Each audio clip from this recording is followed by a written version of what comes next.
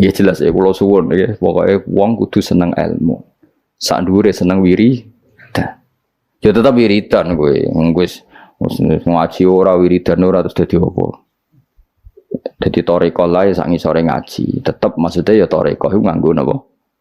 Ngaji. Ora kok terus kula kepengin jenengan seneng kula mboten penting. Sampeyan seneng kula ora penting. Kula kepengine senengi pangeran, sampeyan senengi.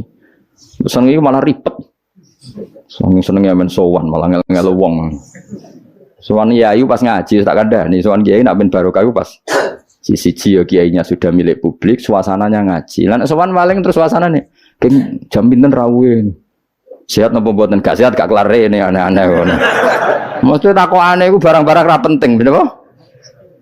Nak kurang pegawai malah takok, "Tem mriko musim pundi? Musim nopo nih? Musim tembakau." Malah kadang takok, "Niki nembe musim nopo? Musim hujan." Ngene kiai ini apa dudusan apa cerita. Mesti ra penting, pokoke tema-tema ora penting. Aneh-aneh. Lha kiai ujak bakas ngono iku. Serepet. Mau enak seneng kiai ya napa? Ngaji liyane iku gak penting. Kecuali ya kadang-kadang.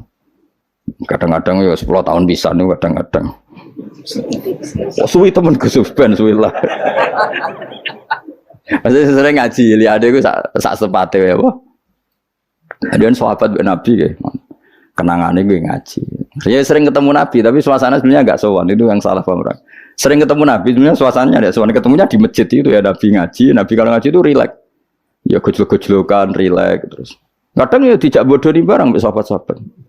Lho kula tak critani Nabi dijak bodohi sahabat kenate. Tapi Nabi kan gak mungkin nglalosno bodohi.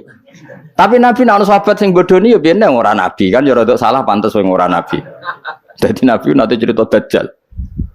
Sok ben wong kelaparan kabeh ning akhir zaman. Kelaparan kabeh. Kuwabe wong butuh mangan, kelaparan, kehausan jare Nabi.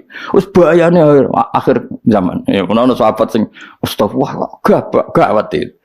Pas iku Dajjal teko. Iki jare Kanjeng Nabi itu dawuhe Nabi. Dajjal teko bawa roti sama minuman. Betapa menariknya dalam keadaan seperti itu. Nah, kue gelem minumane Dajjal, gelem rotine Dajjal, neraka. Karena apa yang dikatakan Dajjal neraka adalah swarga, dan dikatakan swarga adalah dadi Dajjal iku nggawa neraka mek swarga. Sebab piye carane karo sak takok. Kok ngono takok. Lah kowe Dajjal tapi kok takok. Kecuali ke putune takok. Lah carane nggawa piye? Lho kuwi putune tapi kok tertarik bakas apa? Dajjal. Ketoke kok kangen men takok. Woi, akhirnya sahabat do nangis kan. Nabi ku ya rileks, tenang ae. Nak Dajjal teko, iki dawuh Nabi kula apal hadise. Nak Dajjal teko kok aku cek urip, aku cek sugeng. Fa ana hajiju. Aku sing lawan Dajjal. Kowe tenang ae. Iku jenenge pemimpin sedaya. Tenang ae. Nak Dajjal teko, aku cek sugeng, aku sing lawan. Kowe kan gak level wis. Nah aku wis gak ono fawau khalifati angkum. Allah engko sing ngurusi Dajjal. Ono sahabat mbok nguri ya rada bedu ya sahabat. Ya Rasulullah. Mbok ngeten mawon. Maksudnya mbok ngeten mawon dinego. Kalau tak mangan rotine Dajjal. Gue tak obe, tapi aku tetep iman. Bariku tak bodoni. Wong Dajjal mawon. Maksudnya wong Dajjal mawon. Modoni Dajjal kan mboten dosa. Tapi akhirnya guyu. Nabi udah dicerita kiamat wis dahsyat ngono. Gara-gara selingan mau. Jadi sudi Nabi. Iku nak dalam keadaan zamane si sahabat ini wis mikir ad-darurat tubihul mahzurat. Dadi mantek apa kaidah usul fikih mantek. Ngeten. Niku kelaparan banget tapi kelaparan banget ngeten mawon. Kula nak dirayu Dajjal sing mangan kudu kan syaratnya mangan kan pakete kudu kafir, ngafiri Allah, iman mbek. Kula tak muni yo tapi kula bodoh nih. Wong Dajjal mawon. Guyu akhirnya Nabi. Itu cara Jawa sono-ono ae iku.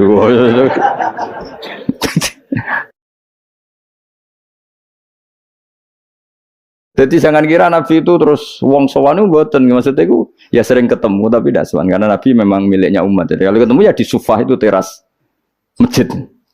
Kadang Nabi hanya ngendikan Abu Bakar sama Umar, terus sahabat do cerita macam-macam zaman jahiliyah. Zaman jahiliyah itu nah cerita lucu-lucu kan. Kowe yang dhisik sing ngefly nganti nuatku ngono. Oh ora aku kowe sing marah-marahi.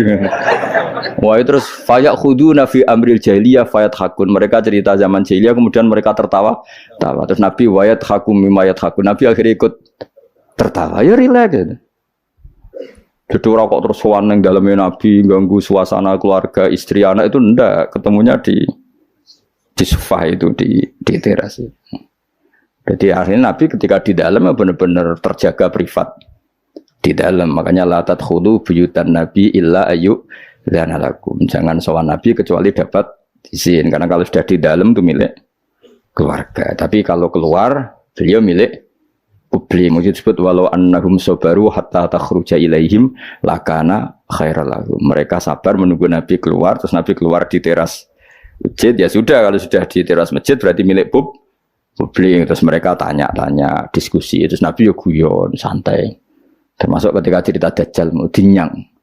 Kalau keadaannya seperti itu ya Rasulullah, kenapa kita tidak makan saja dulu? Bariku Dajjal tak bodoh nih, tak hapusi. Kan ngapusi Dajjal Nabi.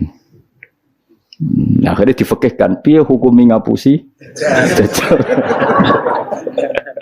Jadi ya riang, jadi dhisik ku ya riang yo rileks. Ya karena tadi ya Pak. Ya karena tadi memang kesalahan sahabat itu ya rileks. Tapi itu saya ulang lagi itu di sufah, bukan di dalam. Di mana? Di sufah. Di sufah itu teras masjid.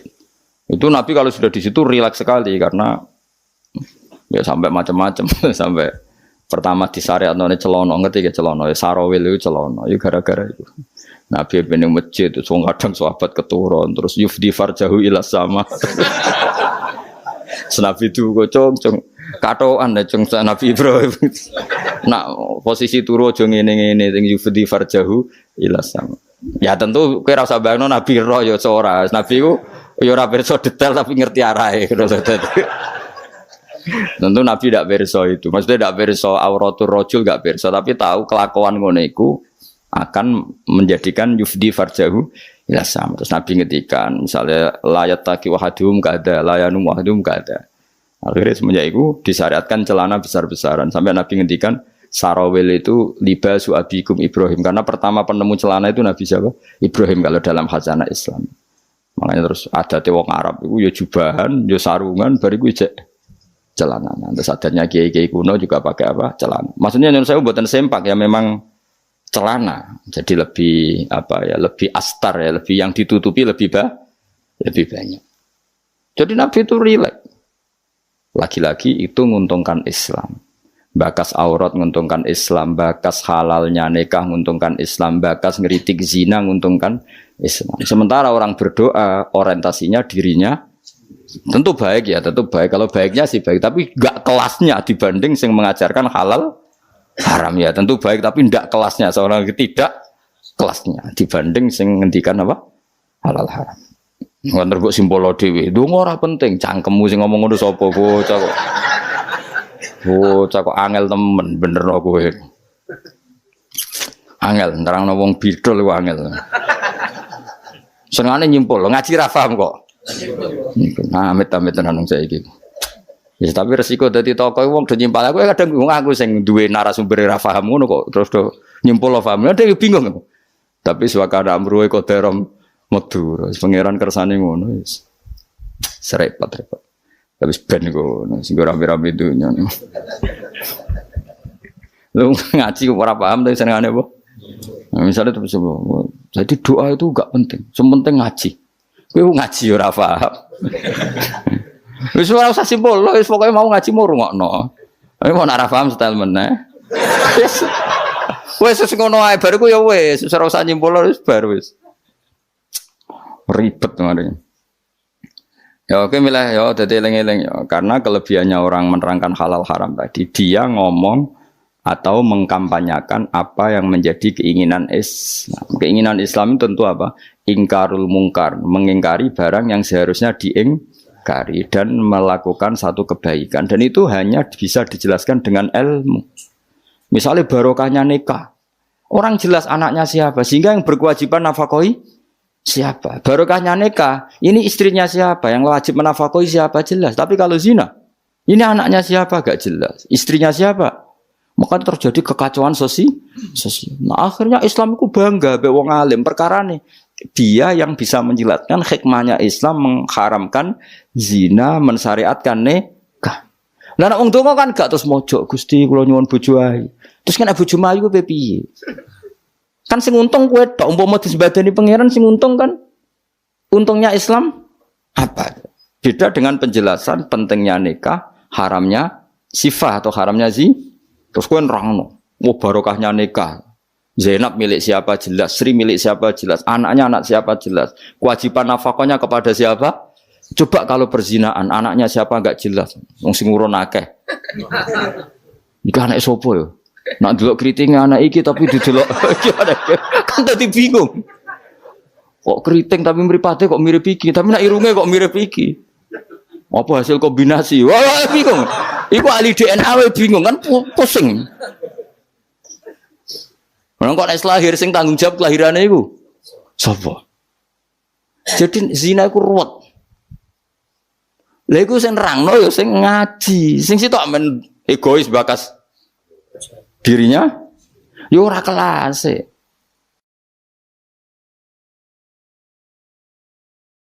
Bang ya. Mawas kena mbok simpul to. Cara Gus Pak donga ora penting mbahmu sing ngomong ngono wis apa. Senengane hok. Bahkan ke grup apa mau.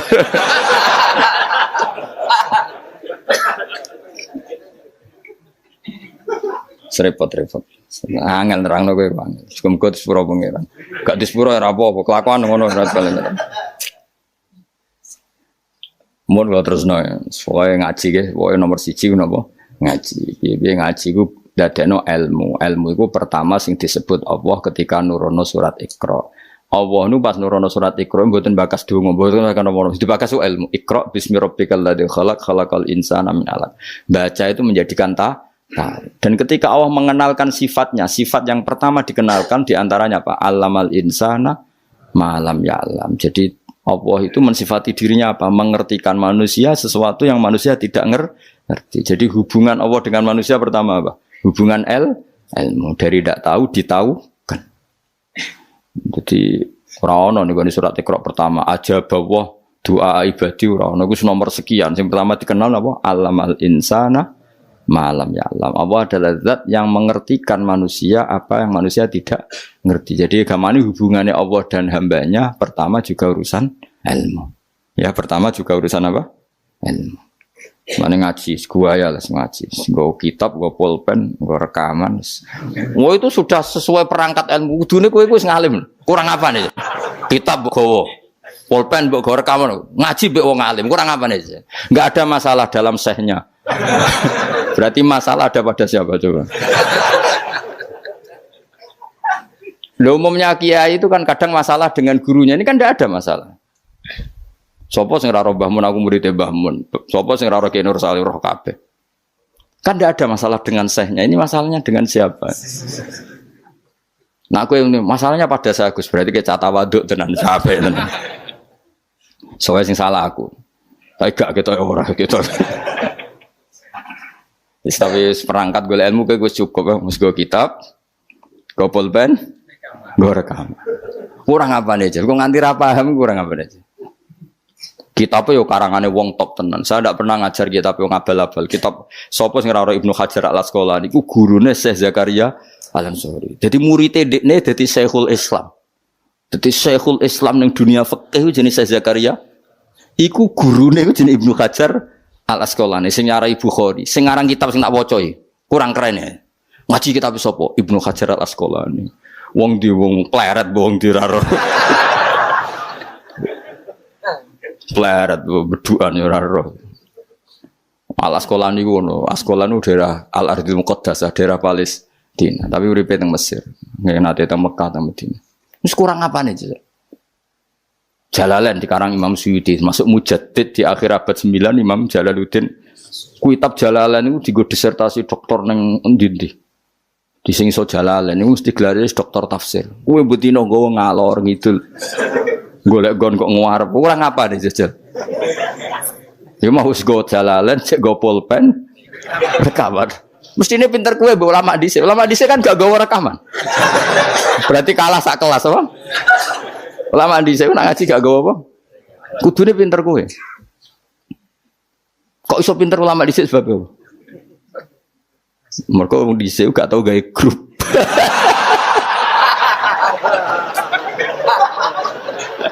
Oh, nah. Oh, ngaji ra paham. Ngaji kok amen nggih. Masyaallah ya Allah, samit amen. Men kenalan wis. Serabo apa zaman akhir wis. Arasane silaturahim. Mempererat tali apa?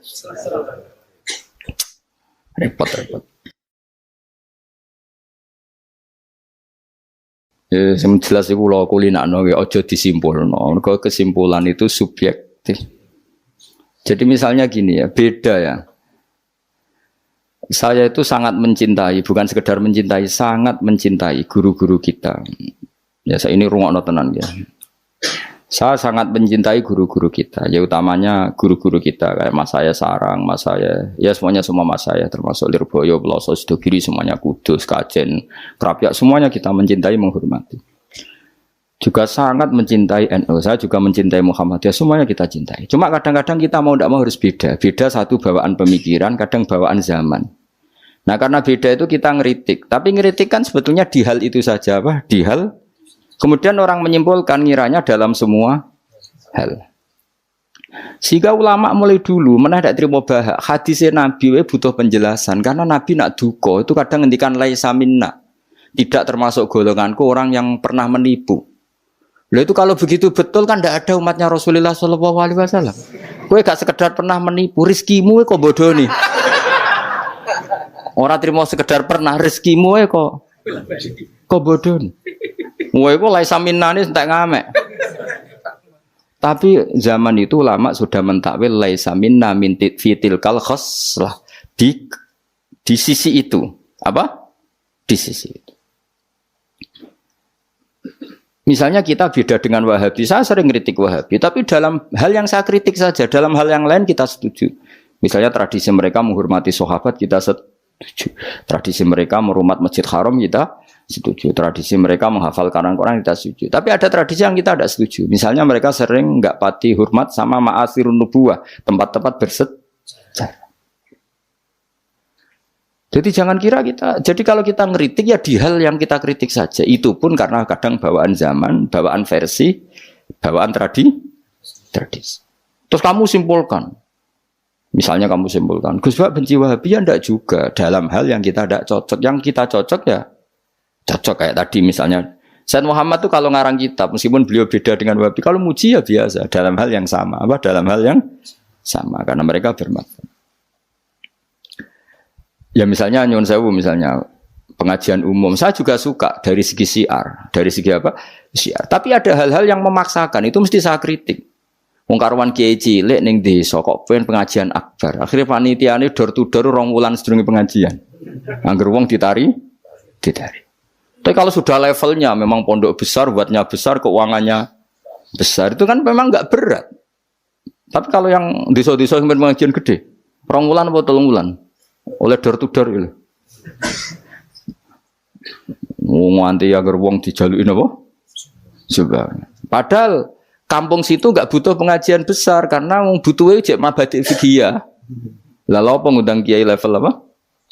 Nasional. Tapi karena panitianya yang angkuh. Ya seperti ini harus dikritik. Tapi bukan berarti kita membenci. Karena ya ada sisi baiknya. Misalnya nah nyimpulkan rezekinya gitu. Misalnya ada orang alim soleh. Ketemu wong ayu di jalan tanya. Saking pundi mbak, saking beriki. Sebetulnya ini murni hakul jar. Karena tetangganya dia takok.